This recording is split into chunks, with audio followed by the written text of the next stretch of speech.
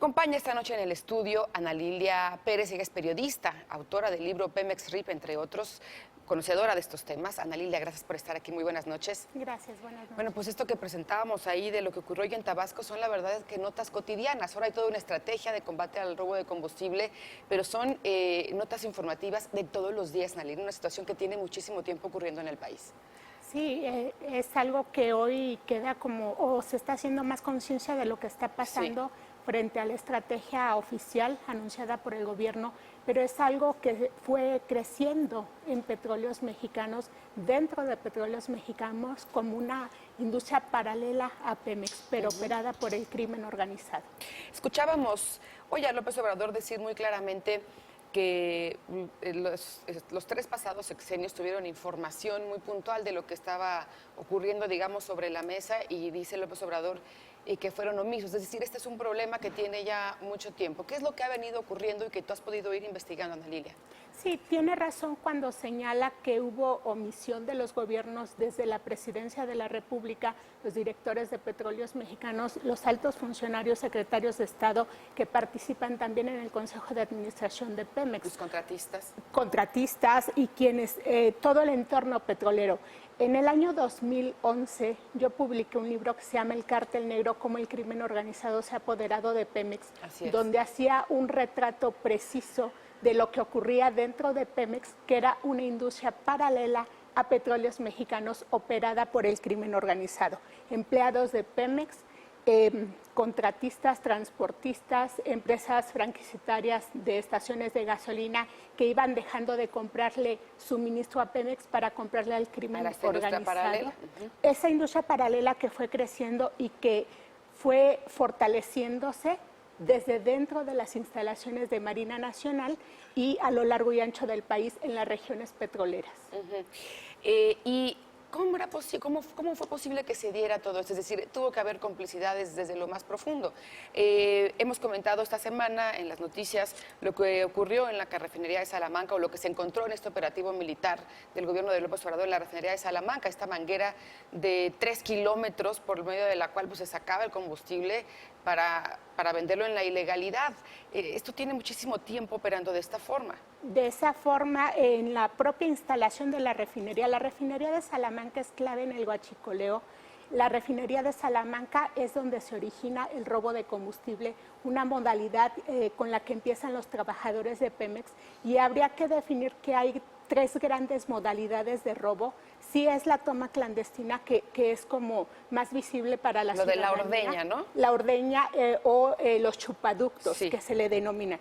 Dentro de la toma clandestina hay 2 modalidades, que son las tomas paralelas, que operan permanentemente, que están conectadas permanentemente, y la toma en caliente, que son las tomas instantáneas que se hacen, llegan a cargar, los huachicoleros se lo llevan y se vende en el mercado negro. Pero este mercado negro incluye las empresas gasolineras, el mercado formal, pero también se abastece industria, se abastece comercio.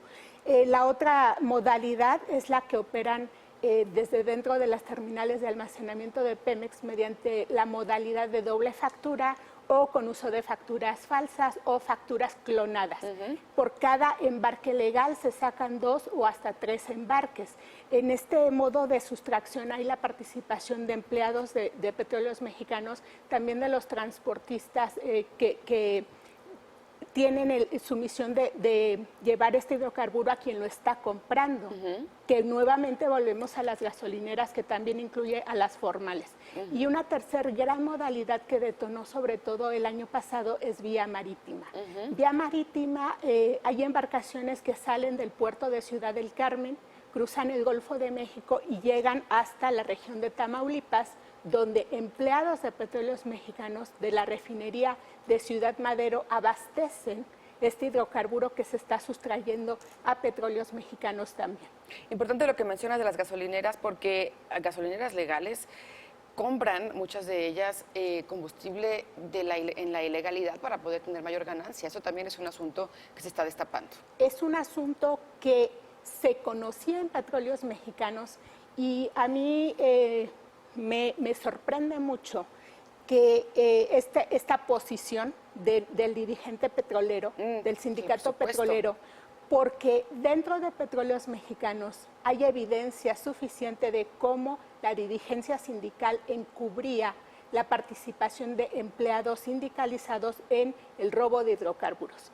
Incluso empleados detenidos en flagrancia eran ayudados por la dirigencia sindical para que Pemex no los despidiera.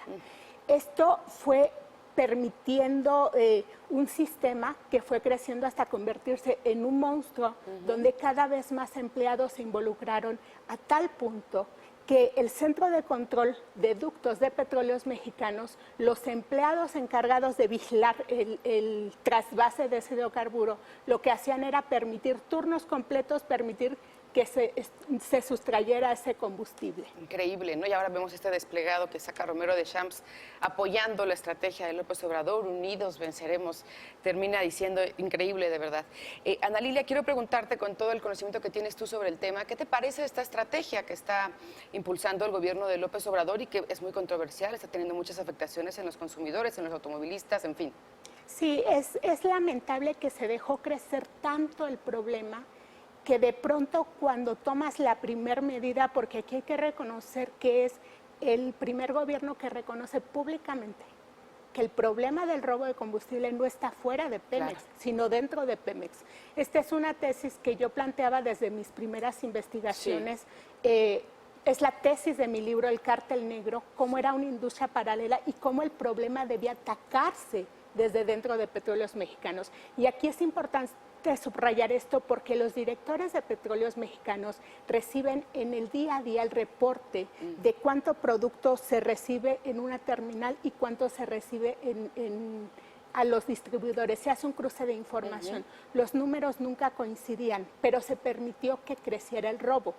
Cuando intentas atacar el problema, es como tener el enemigo en casa, es como luchar contra la propia estructura de Petróleos como Mexicanos. Una enfermedad. Muy complejo. Yo lo definiría como un cáncer que se expandió por toda la industria petrolera. Ahora, arriesgada la decisión del gobierno de López Obrador de cerrar los ductos, ¿no? De decir, vamos a cerrar los ductos, vamos a distribuir por pipas. Bueno, es necesaria esta medida cuando se entiende que los ductos de Pemex ya operaban con tomas paralelas permanentemente. Hoy mismo se habla de una toma que fue desactivada en Aguascalientes, es decir, las tomas clandestinas yo las pondría entre comillas porque no eran clandestinas. Desde dentro de Pemex se sabía. Ahora, también tiene una lógica el que el gasolinero que recibía un flujo, cierto flujo de combustible, cuando compraban del mercado negro le compraban menos cantidad a Petróleos Mexicanos o de plano había gasolineras que ya no le compraban a Petróleos Mexicanos. Claro. Y todo lo que vendían era robado. Ganancia y mayor ganancia. Mayor ganancia. Aquí hay un punto bien importante. El crimen organizado permeó tanto las estructuras de Pemex que también es cierto que empresarios gasolineros se vieron obligados a comprarle al crimen organizado. Así como también hubo trabajadores que se vieron presionados para colaborar con el crimen organizado. Pero este es un problema que le fue reportado al líder del sindicato petrolero.